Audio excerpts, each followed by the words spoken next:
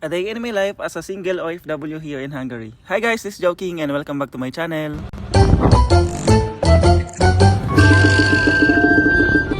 Good morning guys, sobrang agang gising ko ngayon. Grabe, 5:30 AM ako nagising. Gusto ko sana sulitin yung tulog ko kasi rest day namin ngayon. Kaso nagising naman ako sa panaginip ko.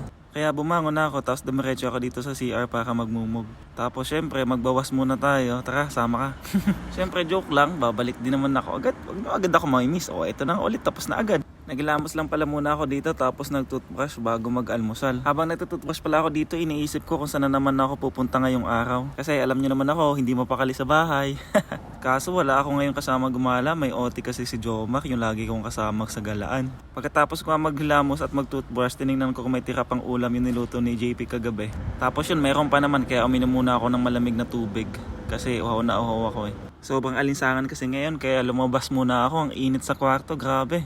Kaya sumilip muna ako dito sa bintana para magpahangin, kaso mainit din kasi sumisikat na yung araw. Sa amin na kasi guys dito sa Hungary kaya ang init na kahit sa labas. Dito nga pala sa tapat na accommodation namin may tindahan, Pinoy store. Ito sarado pa siya ngayon.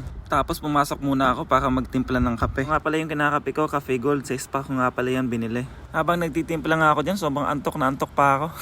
Tapos chinek ko yung gatas ko sa rep, panis na pala, wala tuloy akong creamer na may lagay. Tapos dumiretso na ako sa kusina, nandito na pala yung kakwarto ko, nag-aalmusal si Arjun. Nagpainit nga na pala ako dito ng tubig para dun sa kape ko. Dito nga pala kami kumukuha ng tubig dito sa gripo dito. Tapos dito na rin sa gripo kami umiinom ng tubig para sa araw-araw. Hindi na kami bumibili ng mineral para makatipid kami. Malinis naman yung tubig dito guys, hindi naman sumasakit yung siya namin. Habang inaantay ko uminit ng tubig, grabe sobrang antok na antok pa ako dyan kahit na naghilamos na ako. Bitin na naman kasi yung tulog ko, ang aga ko na naman kasi nagising. Siguro sana yan na pinatay ko na nga yung alam ko, nagising pa rin ako ng maaga. Sobrang hirap matulog ngayon lalo na't mainit ang panahon ngayon, summer na dito sa Hungary. Ito nga pala yung tapat ng kusina namin dito sa third floor. Makikita mo dito yung magandang view. Tapos ito naman yung niluluto ni Kuya Kevin, no? Isda. Sarap neto.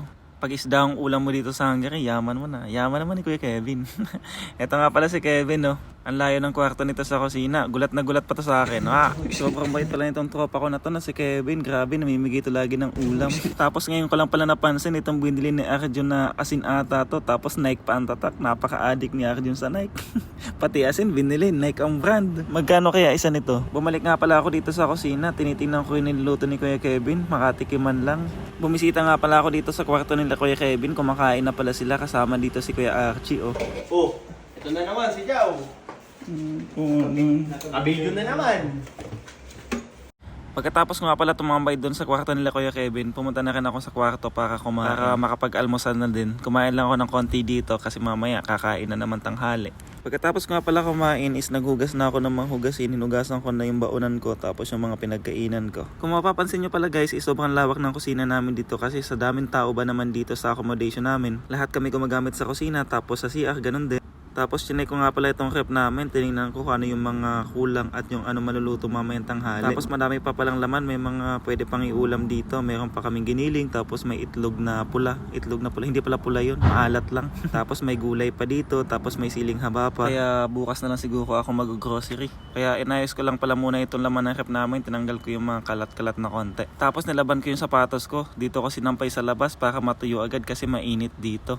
Tapos yun, pumasok na ulit ako. Nakita ko pala itong pinamili ni Arjun nung nakaraan kaya nilagay ko muna dito, inayos ko. Pinatong ko na lang sa ibabaw ng rep para sama-sama yung mga grocery namin. Tapos medyo sinisipagan pala ako ngayong araw kaya nagmap na muna ako dito sa kwarto. Tuwing day off naman nililinis namin tong kwarto. Kasi sobrang sarap sa pakiramdam na makita yung malinis yung kwarto nyo. Mas gaganahan pa sana ako maglinis dyan kung may music. Kaso nakahiga pa yung dalawa kong karum. Masama kasi ang pakiramdam, hindi nga nakapasok si Arjun 3 araw. Sobrang hirap talaga mag voice over lalo na pag utal-utal ka sa R. Tapos sasabayan pang pangit ng boses mo. Pero ayos lang yun, tuloy-tuloy lang tayo sa pagbablog. Kung nakikita nyo lang ako behind the scene habang nagbo-voice over, ewan ko lang, mukha akong ewan.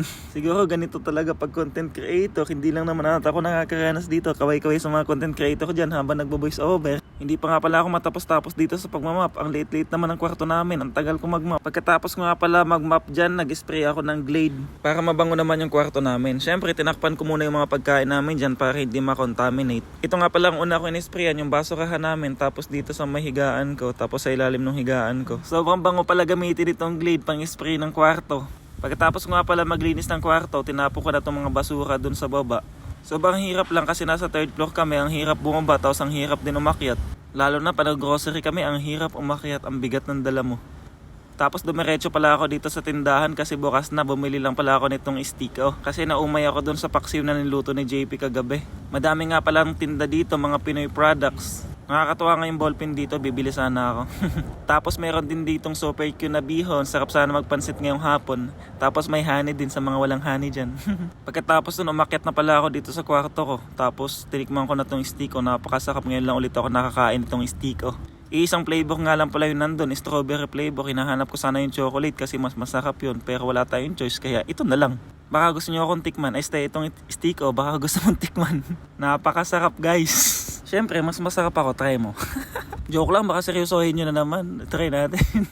Ang dami nga pala itong stick ko na to, hindi ko naman to mauubos. Nakadalawang kuha nga lang ako dito eh. Siguro kung nasa Pinas to, ubos na to ng mga pamangkin ko. Ang hilig pa naman nun sa mga ganitong pagkain. Sino sa mga followers ko dito ang mahilig sa stick ko? Punta kayo dito sa kwarto ko, papakain ko sa inyo yung stick ko. Tingnan nyo guys, hindi ko na mapasok yung stick ko doon sa lagayan. Hirap ipasok eh. Siya, yun na muna guys. Don't forget to share this video. Bye-bye!